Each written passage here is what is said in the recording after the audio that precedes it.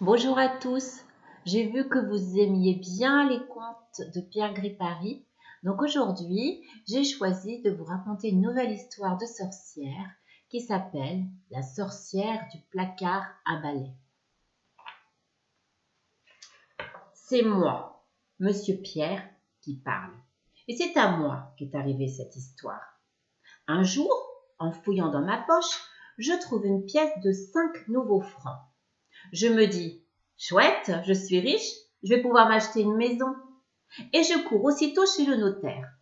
Bonjour, monsieur le notaire, vous n'auriez pas une maison dans les 500 francs? 500 francs comment? Ancien ou nouveau? Ancien, naturellement. Ah non, dit le notaire, je suis désolé. J'ai des maisons à 2 millions, à 5 millions, à 10 millions, mais pas à 500 francs. Moi, j'insiste quand même. Vraiment, en cherchant bien, voyons, pas même une toute petite? À ce moment, le notaire se frappe le front. Mais si, j'y pense. Attendez un peu. Il fouille dans ses tiroirs, il tire un dossier. Tenez, voici une petite villa située sur la grande rue avec chambre, cuisine, salle de bain, living room et placard au balai. Ah, combien? 3,50 francs et avec les frais, cela fera 5 nouveaux francs exactement. C'est bon, j'achète. Je pose fièrement sur le bureau ma pièce de 5 nouveaux francs. Le notaire la prend et me tend le contrat. Tenez, signez ici, et puis ici, et puis ici, et là aussi. Je signe, je lui rends le papier en lui disant « Ça va comme ça ?» Il me répond « Parfait !» Je le regarde intrigué. « De quoi riez-vous ?»« De rien, de rien. » Je n'aimais pas beaucoup ce rire. C'était un petit rire nerveux, celui de quelqu'un qui vient de vous jouer un mauvais tour. Je demande encore « Enfin quoi, elle est grise cette maison ?»« Certainement. Elle est solide au moins. Elle ne va pas me tomber sur la tête. »« Oh oh, certainement non. » Alors, qu'est-ce qu'il y a de drôle? Mais rien, je vous dis. D'ailleurs, voilà la clé. Vous irez voir vous-même. Bonne chance. Oh, oh, oh. Je prends la clé, je sors et je vais visiter la maison. C'était, ma foi, une fort jolie petite maison, coquette, bien exposée, avec chambre, cuisine, salle de bain, living room, pipi room et placard au balai. Une fois la visite terminée, je me dis « Et si j'allais saluer mes nouveaux voisins? Allez en route, je vais frapper chez mon voisin de gauche. »« Bonjour voisin, je suis votre voisin de droite. C'est moi qui viens d'acheter la petite maison avec chambre, cuisine, salle de bain, living room, pipi room et placard au balai. » Là-dessus, je vois le bonhomme qui devient tout pâle. Il me regarde d'un air horrifié et pan, sans une parole, il me claque la porte au nez. Moi, sans malice, je me dis « Tiens, quel original !» et je vais frapper chez ma voisine de droite. « Bonjour voisine, je suis votre voisin de gauche. C'est moi qui viens d'acheter la petite maison avec chambre, cuisine, salle de bain, living room, pipi room et placard au balai. » Là-dessus, je vois la vieille qui joint les mains, me regarde avec infiniment de compassion et se met à gémir. « Oh là, mon pauvre monsieur, vous avez bien du malheur. C'est-tu pas une misère, un gentil jeune homme comme vous? Enfin, peut-être bien que vous vous en sortirez. Et tant qu'il y a la vie. » Mais moi, d'entendre ça, je commence à m'inquiéter. « Mais enfin, chère madame, pouvez-vous m'expliquer à la fin? Toutes les personnes à qui je parle de cette maison. » Mais la vieille m'interrompt aussitôt. « Excusez-moi, mon bon monsieur, mais mon rôti au four, il faut que j'aille le voir si je veux pas qu'il grave. » Et pan, elle me claque la porte au nez, elle aussi. Cette fois, la colère me prend. Je retourne chez le notaire et je lui dis « Maintenant, vous allez me dire ce qu'elle a de particulier, cette maison, que je m'amuse avec vous. Et si vous ne voulez pas me le dire, je vous casse la tête. » Et en disant ces mots, j'attrape le gros cendrier de verre. Cette fois, le notaire ne rit plus. Là, doucement, calmez-vous, cher monsieur. Posez ça là, asseyez-vous. Parlez d'abord. Mais oui, je vais parler. Après tout, maintenant que le contrat est signé, je peux bien vous le dire. La maison est hantée. Hantée? Hantée par qui? Par la sorcière du placard au balai. Mais vous ne pouviez pas me le dire plus tôt? Eh non, si je vous l'avais dit, vous n'auriez plus voulu acheter la maison. Et moi, je voulais vous la vendre. Finissez de rire ou je vous casse la tête. C'est bon, c'est bon. Mais dites-moi donc, j'y pense. Je l'ai visité, ce placard au balai, il y a un quart d'heure à peine. Je n'y ai pas vu de sorcière. C'est qu'elle n'y est pas dans la journée, elle ne vient que la nuit. Ah, et qu'est-ce qu'elle fait la nuit? Oh, elle se tient tranquille, elle ne fait pas de bruit. Elle reste là bien sage, dans son placard. Seulement, attention, si vous avez le malheur de chanter Sorcière, sorcière, prends garde à ton derrière, à ce moment, elle sort et c'est tant pis pour vous. Moi, en entendant ça, je me relève d'un bond et je me mets à crier. Espèce d'idiot! Vous aviez bien besoin de me chanter ça. Jamais il ne me serait venu à l'idée d'une pareille ânerie. Maintenant, je ne vais plus penser à autre chose. C'est exprès. Et comme j'allais sauter sur lui, le notaire s'enfuit par une porte dérobée. Que faire? Je rentre chez moi en me disant après tout, je n'ai qu'à faire attention. Essayons d'oublier cette chanson idiote. Facile à dire. Des paroles comme celle-là ne se laissent pas oublier. Les premiers mois, bien sûr, je me tenais sur mes gardes. Et puis, au bout d'un an et demi, je la connaissais, la maison. Je m'y étais habituée, elle m'était familière. Alors, j'ai commencé à chanter la chanson pendant le jour, aux heures où la sorcière n'était pas là, et puis aussi dehors, où je ne risquais rien. Et puis, je me suis mise à la chanter la nuit, dans la maison, mais pas entièrement. Je disais simplement sorcière, sorcière, et puis je m'arrêtais. Il me semblait alors que la porte du placard au balai se mettait à frémir. Mais comme j'en restais là, la sorcière ne pouvait rien. Alors, voyant cela, je me suis mis à en dire chaque jour un peu plus. Prends garde à... Et puis, sorcière, sorcière, prends garde à... Et puis, prends garde à ton... Et enfin, prends garde à ton der. Je m'arrêtais juste à temps. Il n'y avait plus de doute. La porte frémissait, tremblait, sur le point de s'ouvrir. Ce que la sorcière devait rager à l'intérieur. Ce petit jeu s'est poursuivi jusqu'à Noël dernier.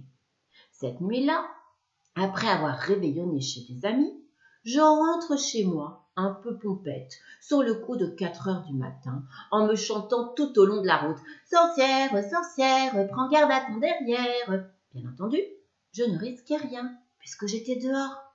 J'arrive dans la grande rue. « Sorcière, sorcière !» Je m'arrête devant la porte. « Prends garde à ton derrière !» Je sors la clé de ma poche. « Sorcière, sorcière !» Je ne risquais toujours rien. Je glisse la clé dans la serrure. Prends garde à ton derrière. Je tourne, j'entre, je retire la clé. Je referme la porte derrière moi. Je m'engage dans le couloir en direction de l'escalier. Sorcière, sorcière, prends garde à ton derrière. Oh, zut, cette fois ça y était, cette fois je l'avais dit. Au même moment, j'entends tout près de moi une petite voix pointue, aigre, méchante. Ah, vraiment? Et pourquoi est-ce que je dois prendre garde à mon derrière? C'était elle. La porte du placard était ouverte et elle était campée dans l'ouverture, le poing droit sur la hanche et un de mes balais dans la main gauche. Bien entendu, j'essaye de m'excuser. Oh, je vous demande pardon, madame. C'est un moment de distraction. J'avais oublié que, enfin, je veux dire, j'ai chanté sans y penser. Elle ricane doucement. Sans y penser, menteur. Depuis 2 ans, tu ne penses qu'à ça. Tu te moquais bien de moi, hein, lorsque tu t'arrêtais au dernier mot. à la dernière syllabe. Mais moi, je me disais, patience, mon mignon, un jour tu la cracheras, ta petite chanson, d'un bout à l'autre, et ce jour-là, ce sera mon tour de m'amuser. Eh bien voilà, c'est arrivé. Moi, je tombe à genoux et je me mets à supplier. Pitié, madame, ne me faites pas de mal, je n'ai pas voulu vous offenser. J'aime beaucoup les sorcières, j'ai de très bonnes amies sorcières. Ma pauvre mère elle-même était sorcière, si elle n'était pas morte, elle pourrait vous le dire. Et puis aujourd'hui, c'est Noël, le petit Jésus est né cette nuit, vous ne pouvez pas me faire disparaître un jour pareil. La sorcière me répond. Ratata, je ne veux rien entendre. Mais puisque tu as la langue si bien pendue, je te propose une épreuve. Tu as 3 jours pour me demander 3 choses. 3 choses impossibles. Si je te les donne, je t'emporte. Mais si je ne suis pas capable de te donner une seule des 3, je m'en vais pour toujours et tu ne me reverras plus. Alors, je t'écoute. Moi, pour gagner du temps, je lui réponds. Bon, je ne sais pas. Je n'ai pas d'idée. Il faut que je réfléchisse. Laissez-moi la journée. C'est bon, dit-elle. Je ne suis pas pressée. À ce soir. Et elle disparaît. Pendant une bonne partie de la journée, je me tâte, je me creuse, je me fouille les méninges. Et puis tout à coup, je me souviens que mon ami Bachir a 2 petits poissons dans un bocal et que ces 2 petits poissons, m'a-t-il dit, sont magiques. Sans perdre une seconde, je fonce rue Broca et je demande à Bachir. « As-tu toujours tes 2 poissons ?»« Oui, pourquoi ?»« Parce que dans ma maison, il y a une sorcière, une vieille et méchante sorcière. Ce soir, je dois lui demander quelque chose d'impossible, sinon elle m'emportera. Tes petits poissons pourraient peut-être me donner une idée. » « Sûrement, dit Bachir, je vais les chercher. »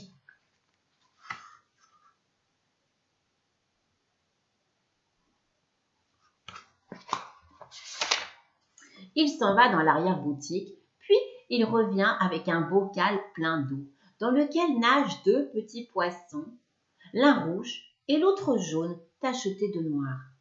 C'est bien vrai qu'ils ont l'air de poissons magiques. Je demande à Bachir. Maintenant, parle-leur.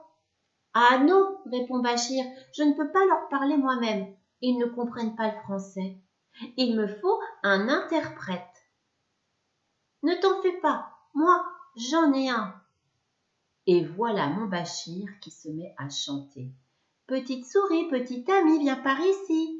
Parle avec mes petits poissons et tu auras du saucisson. À peine a-t-il fini de chanter qu'une adorable petite souris grise arrive en trottinant sur le comptoir, s'assied sur son petit derrière à côté du bocal et pousse 3 petits cris comme ceci. Bachir traduit. Elle dit qu'elle est prête. Raconte-lui ce qui t'est arrivé. Je me penche vers la souris et je lui raconte tout. Le notaire, la maison, les voisins, le placard, la chanson, la sorcière et l'épreuve qu'elle m'a imposée. Après m'avoir écouté en silence, la souris se retourne vers les petits poissons et leur dit dans sa langue « Et comme ça pendant 5 minutes. Après avoir eux aussi écouté en silence, les poissons se regardent, se consultent, se parlent à l'oreille et pour finir, le poisson rouge monte à la surface de l'eau, ouvre plusieurs fois la bouche avec un petit bruit à peine perceptible. Et ainsi de suite pendant presque 1 minute. Quand c'est fini, la petite souris se retourne vers Bachir et recommence à pépier. Je demande à Bachir « Qu'est-ce qu'elle raconte ?» Il me répond « Ce soir, quand tu verras la sorcière, demande-lui des bijoux en caoutchouc qui brillent comme des vrais. Elle ne pourra pas te les donner. » Je remercie Bachir. Bachir donne une pincée de daphné au petit poisson, à la souris une rondelle de saucisson, et sur ce, nous nous séparons. Dans le couloir, la sorcière m'attendait. Alors, qu'est-ce que tu me demandes? Sûr de moi, je réponds. Je veux que tu me donnes des bijoux en caoutchouc qui brillent comme des vrais. Mais la sorcière se met à rire. Cette idée-là n'est pas de toi. Mais peu importe, les voilà. Elle fouille dans son corsage et en tire une poignée de bijoux. 2 bracelets, 3 bagues, un collier. Tout ça brillant comme de l'or, étincelant comme du diamant, de toutes les couleurs, et mou comme de la gomme à crayon. À demain, me dit-elle, pour la 2e demande, et cette fois, tâche d'être un peu plus malin.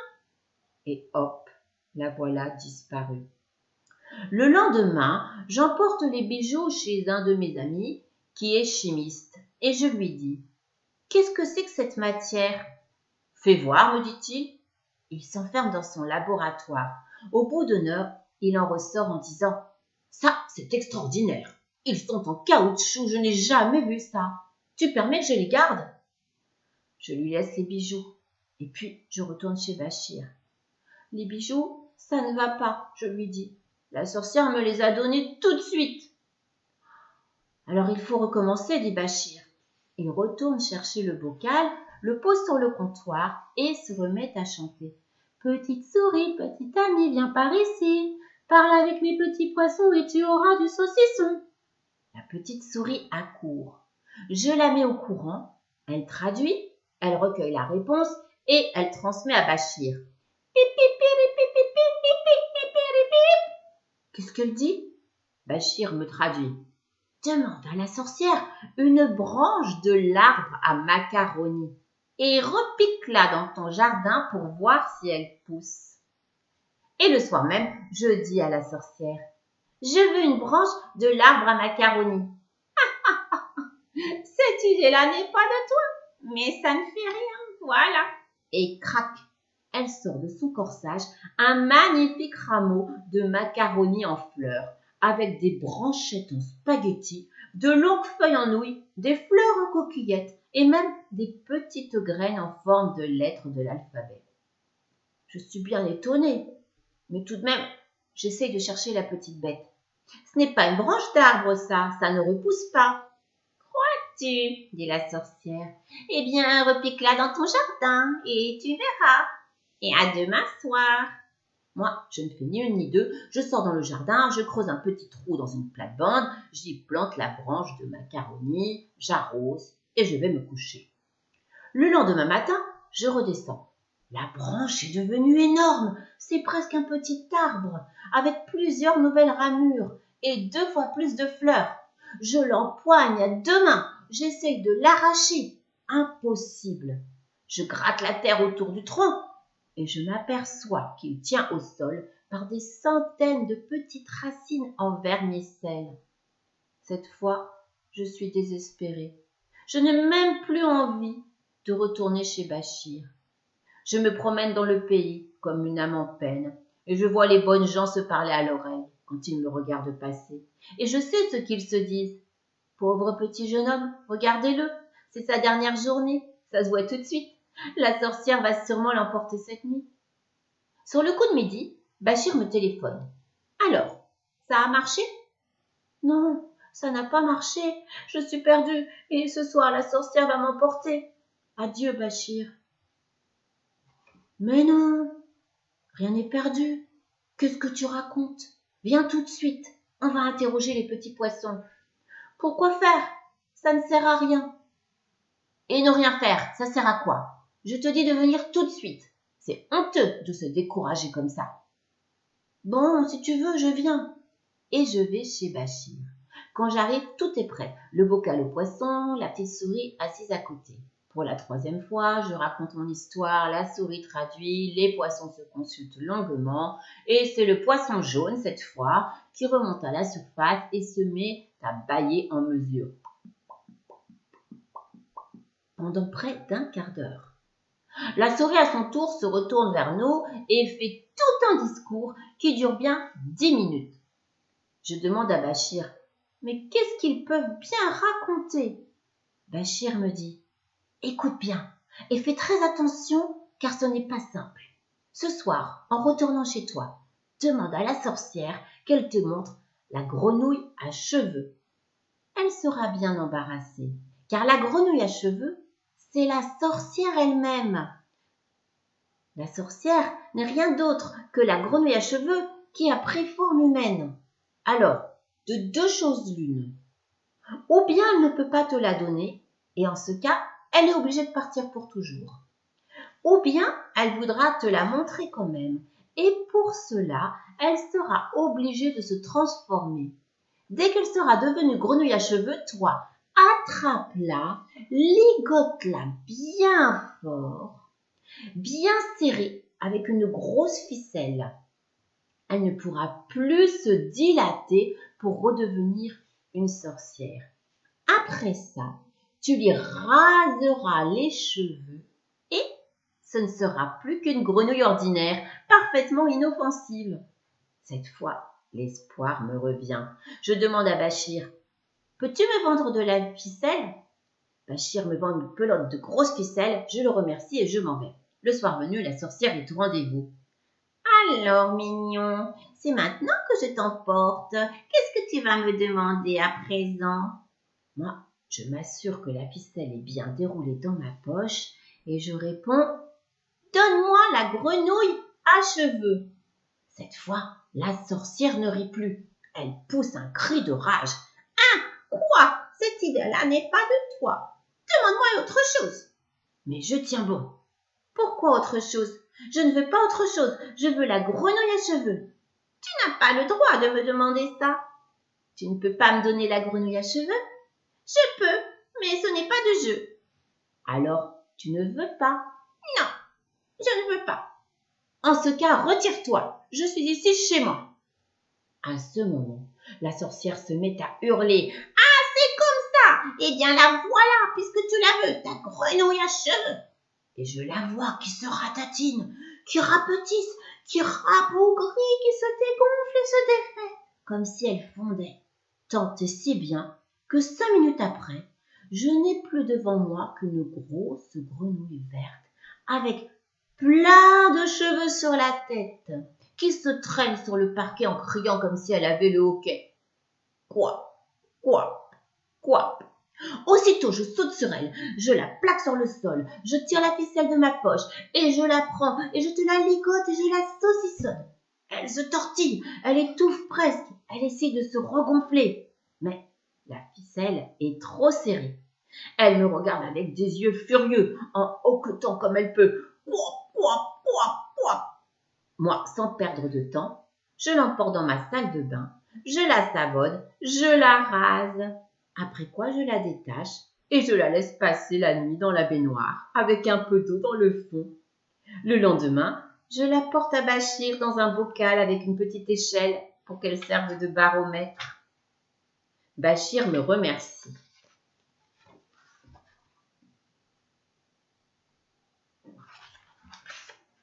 Il place le nouveau bocal sur une étagère, à côté de celui des poissons.